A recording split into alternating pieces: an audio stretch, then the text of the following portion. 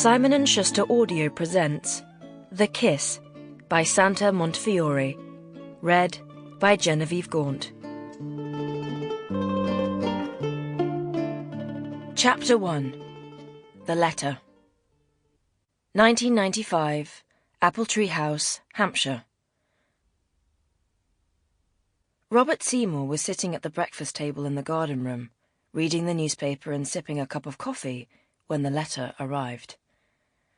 Up until that moment, it had been a normal Saturday morning at Apple Tree House. Robert had taken the dogs for their walk at 8, leaving his wife, Elizabeth, asleep in their big, super king-sized bed.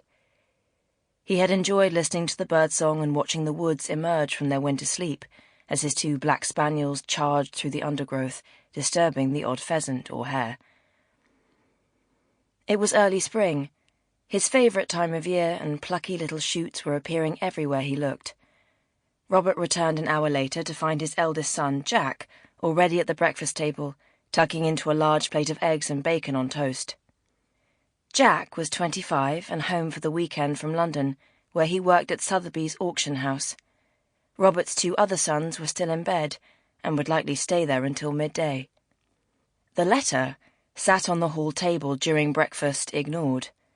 Robert drank his coffee, ate 2 slices of marmalade toast, and grunted crossly over an article in the newspaper, but generally he was in a good mood. He was 62, fit and handsome, successful and wealthy. He had a beautiful wife, 10 years his junior, and 3 healthy sons who still enjoy the company of their parents. He was blessed. He couldn't deny it. He was very, very lucky.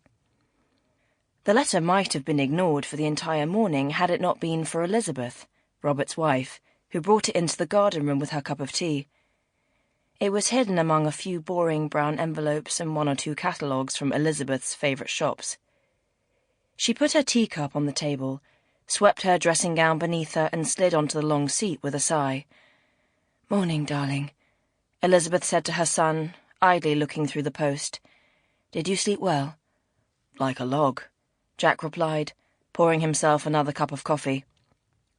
Elizabeth looked out of the window. "Beautiful day," she said with a smile, as the garden was indeed bright with sunshine. "Did the dogs enjoy their walk?" she said to her husband. Robert barely lifted his eyes off the page.